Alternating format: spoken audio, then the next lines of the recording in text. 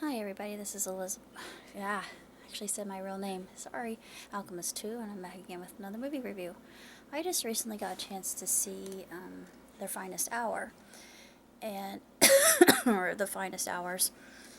And at first, Dad and I thought that it was going to be a World War II film about Winston Churchill because of because of the speech that he had made, and I'd actually said no. It's about one of the best and most successful rescues made in Coast Guard history, and the first. And it happened in the late 40s, and it was actually quite harrowing what had happened because there had been a tanker that had suffered a fate similar to the one that the Pendleton suffered in the film, and they did not make it. It was a terrible squall. They were going over the bar, and there was no way to survive that. And I think that the commander at the radio station where they were all safe and warm, and well, I'm sure they've still felt a sense of a degree of responsibility and guilt in sending the main character played by Chris Pine out there. And Bernie was his name. He went out there full well knowing that it was a suicide mission, and he actually, well, I'm not going to say what happened. I won't say what happened because if I do, it'll ruin everything for everybody, and I don't want to ruin a perfectly fantastic film. It was just outstanding, and I was on the edge of my seat the whole time. I wasn't bored, and it illustrated just how the odds were stacked against the crew of the Pendleton and the crew that Bernie was a part of in that small rescue boat at the harbor. And radio control, I think he knew it even though he was from Texas. I think he was, the commander was from Texas, or if I'm not mistaken, his accent was clearly Southern. And of course, the other people from, I think it was either Maine or New England, same difference. But my dad kept making this comment. He said, it's hard to understand their accent. Yeah, it was very challenging to understand their accents. But despite that, it was made extremely vividly clear just the insurmountable, incredible lengths that these people were going to. I mean, what they were actually up against, and it was nature's fury, basically, and you don't take that lightly.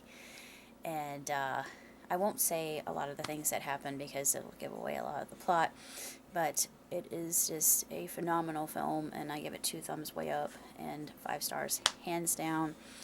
And Miriam, the woman who falls for our hero, Bernie, she's feisty, and she's just a spunky woman, and she stands up for herself, and she boldly declares what everybody knows to be going on. She calls a spade, and it's just, I thought, yeah, you tell him, because she was right. But in the end, I think that she had faith in knowing that things were going to work out all right. But it's not a movie for the faint of heart. If you don't like films like this, if you're not into biopics or history films, then I wouldn't recommend it because you might be bored to death. But as for me, I live. The other half of me wishes that it could live close to the water because I feel like it's my home. I was telling a friend of mine, I said the first time I sat on a sailboat, I thought, I am where I need to be. This is complete zen, and I have clarity of mind, and I feel completely natural. And even though I'll see a film like that and you'll be just pent up with adrenaline, there's still a calm that I have. I can't explain that. And people look at me like, you're absolutely out of your mind. Yeah, I might be a little bit nuts in how I feel that way, but I am a water sign, so that's probably part of it. But it really is a fantastic film, and it's very uplifting and enlightening and very educational, because I think that's when we learn the most. And it was a movie I came in, it's like Avatar. I didn't really know what the movie was going to be about, but when I came out, I thought, this is a sensational movie. And then my friend made the comment, well, why don't they make one about the Edmund Fitzgerald? Good question. It would be a good film. Hopefully not like Titanic, though, because granted, the only thing I liked about Titanic, and I know I'm going to get hated for this, but the only thing I enjoyed about that film, other than Leonardo DiCaprio saying "I'm the king of the world" on the bow of the Titanic, and that iconic scene with Rose and all that falderall. I liked My Heart Will Go On, but other than that, it really wasn't that great of a film for me. Titanica is the movie that you want to see if you want actual accuracy. And I didn't consider myself a purist, but when it comes to history, yeah, I am kind of a purist. Um, but if they do a film about Edmund, then I hope that they stay true.